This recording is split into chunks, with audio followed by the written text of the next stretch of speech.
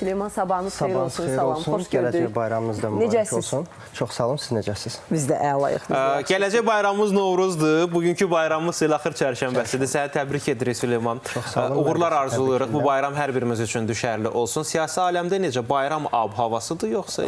Sülhdən danışdınız. Elə sülhün bağlanması üçün, atəşkəsin bağlanması üçün bəzi ölkələr əllərindən gələni eləyir. Başda Amerika prezidenti Donald Trump olmaqla elə bugün Vladimir Putinlə danışmağı planlaşdırır. Görək bu danışıq əsnasında daha çox hansı mövzular müzakirə olunacaq və daha çox nəyə fokuslanacaqlar? Dinləyək Süleyman. Təki sülh olsun. Bəli, söz səndədir.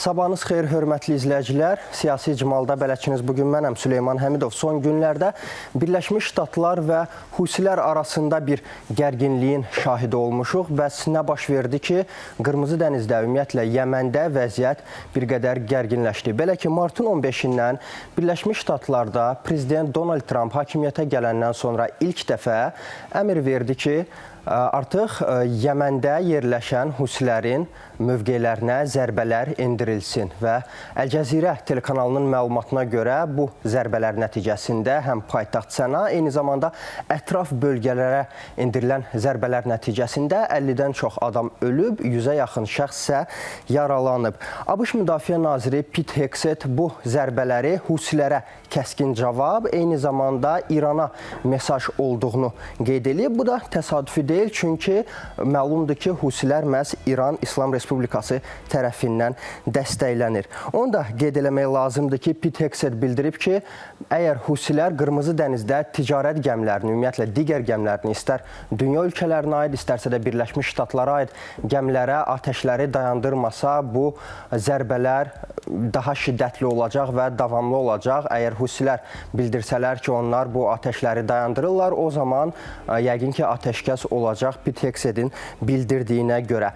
Bütün bu proseslərə cavab olaraq Husilər də öz növbəsində bir cavab verib. Ölkəni, daha doğrusu Husilərin nümayəndəsi Yahya Səriyanın bildirdiyinə görə Qırmızı dənizdə yerləşən Amerika Birləşmiş Ştatlarına məxsus Harry Truman aviadaşıyıcısına zərbələr endirilib. Həm balistik, həm qanadlı, eyni zamanda pilotsuz uçuş vasitələri ilə və müəyyən zaman aralığı ilə 2 dəfə zərbə endirilib, lakin çox ciddi ziyan dəyməyib Harry Truman gəmisinə.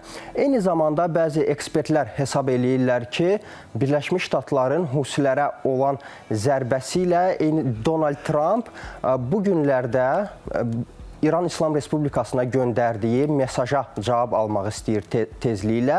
Rəsmi Tehran isə bu mesaja, bu məktuba cavab verməyə tələsmir və İranın Xarici İşlər Nazirliyinin sözçüsü İsmail Bəqai bildirib ki, açıqlamasında İran bu məktubu hərtərəfli araşdıracağından sonra cavab məktubu göndərəcək Birləşmiş Ştatlara. Lakin Bəqai qeyd elədi ki, məktubda olan mətnlə Donald Trumpın ictimaiyyət arasında açıqladığı bəyanatlar arasında çox da böyük fərq yoxdur. Təxminən eyni məğzi daşıyır elə bu məktubda, amma məktubun məğzini, məktubun mətnini yayımlamağa tələsmir İran İslam Respublikası. Qeyd eləmək lazımdır ki, Trump onu da bildirib ki, İran tərəfi Husilərə dəstəyini də dərhal dayandırmalıdır, yoxsa bunun nəticələri çox fəsadlı olacaq həm Husilər, həm də İran İslam Respublikası üçün.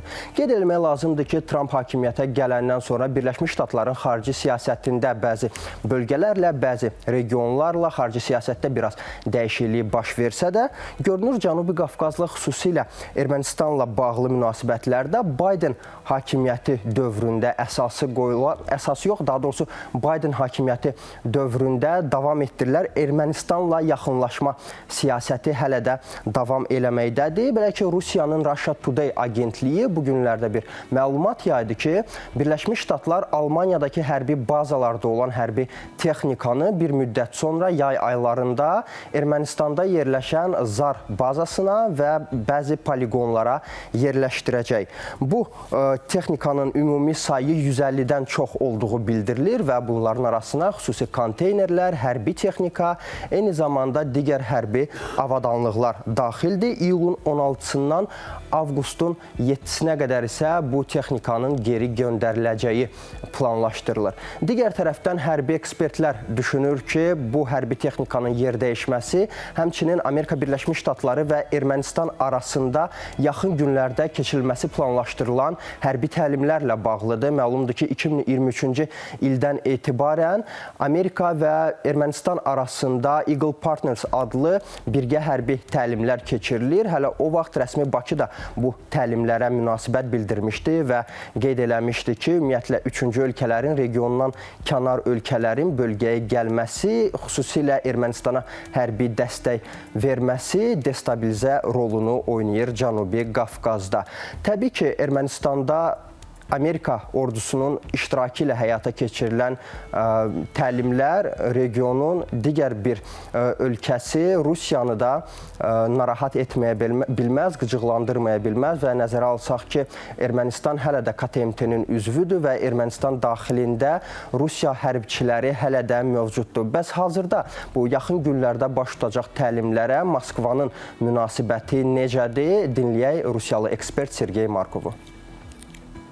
Rusiya Cənubi Qafqaza hər hansı xarici hərbi qüvvələrin, xüsusilə də ABŞ kimi NATO-ya üzv ölkələrin gəlməsinə qəti şəkildə qarşıdır. Bu bölgədəki layihələrdə iştirak edə biləcək ölkələr yalnız Azərbaycan, Ermənistan, Gürcüstan və Cənubi Qafqazla həmsərhəd olan dövlətlərdir. Yəni Rusiya, Türkiyə və İran. Məhz bu ölkələrin müxtəlif layihələrdə iştirak etməyə haqqı var. Digər qüvvələrin bölgəyə daxil olması isə destabilizasiya amilidir. Ermənistan isə xarici qüvvələrin Cənubi Qafqaza daxil olması üçün bir növ Troya rolunu oynayır. Buna görə də kollektiv təhlükəsizlik müqaviləsi təşkilatının üzvü olaraq qalan, eyni zamanda Rusiyaya düşmən mövqeyində olan ölkələrlə fəal əməkdaşlıq edən Ermənistanın siyasəti xəyanət kimi qiymətləndirilir. İndiki mərhələdə ABŞ Ermənistana hərbi texnikanın göndərilməsi ilə bağlı məsələyə şərh verməkdən yayınır.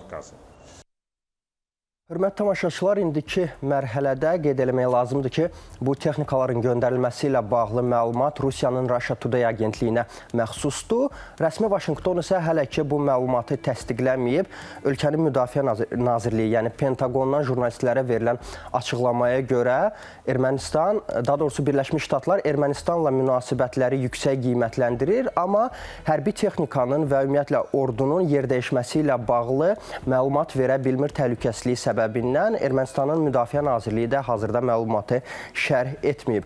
Rusiya-Ukrayna müharibəsi ətrafında isə sülhə, atəşkəsə dair söz-söhbətlər getsə də, cəbhədə silahlar hələ də susmur və cəbhədə silahlar susmasa, danışıqlar da yəqin ki, mümkün görünmür. Bu fikirdədir məhz Amerika Birləşmiş Ştatlarının dövlət katibi Marco Rubio. Onun sözlərinə görə Ukraynada müharibənin yekun sülhə nail olunması üçün iki plana, A və B planına ehtiyac var. A planı ondan ibarətdir ki, cəbhədə silahlar sussun və B planına görə silahlar susduqdan sonra tərəflər masa arxasına əyləşsin və uzun müddətli sülh üçün danışıqlara başlasınlar.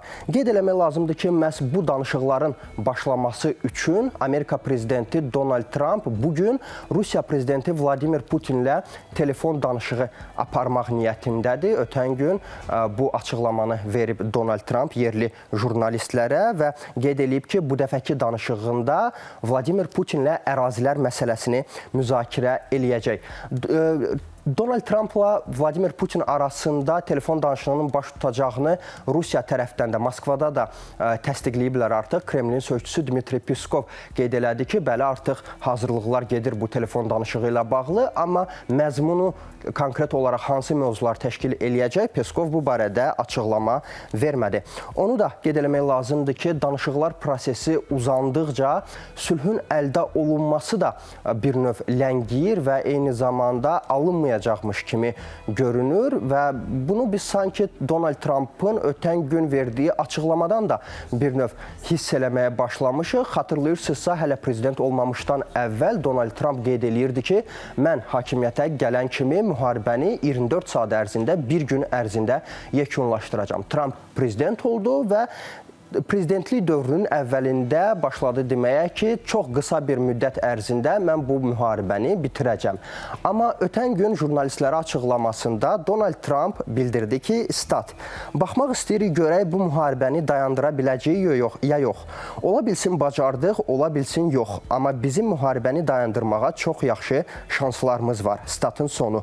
Bəli, bu açıqlamayla Trumpın prezident olmamışdan əvvəl və prezidentliyin ilk günlərində olan ritorika arasında fərqin olduğunu yəqin siz də görürsünüz. Avropada isə bu müharibənin tezliklə bitəcəyinə o qədər də ümid eləmirlər və məhz bu səbəbdən Ukraynaya həm maliyyə, həm də hərbi dəstək hələ də davam eləyir və bu günlər ərzində Avropa İttifaqı Şurası makro maliyyə proqramı çərçivəsində Ukraynaya daha 3,5 milyard avro tranş ödənişini təsdiqləyib bu günlərdə. Almaniya isə Kiyevə yardımını hələ də davam elətdirməkdədir və ölkənin Xarici İşlər Naziri Annalena Baerbock'un açıqlamasına görə Almaniya Kiyevə daha 3 milyard avro yardım ayıracaq və bununla da Xarici İşlər Nazirinin bildirdiyinə görə 2025-ci ildə rəsmi Berlinin Kiyevə ayıracağı ümumi yardım 7 milyard avro təşkil eləyəcək. Eyni anda Avropa İttifaqının qeyd eləmək lazımdır ki, 27 Avropa İttifaqı ölkəsinin Xarici İşlər Nazirliyi Ukraynaya ayrılacaq 40 milyard avro həcmində yardım paketi ilə bağlı hələ ki razılığa gələ bilməyib, amma onlar ümid eləyirlər ki, bu mövzuda irəliləməyə nail olacaqlar. Biz də ümid eləyirik ki, yaxın gələcəkdə sülhə nail olmaq mümkün olacaq. Hörmətli tamaşaçılar, bizdən bugünlük bu qədər. Növbəti efirlərdə görüşənədək.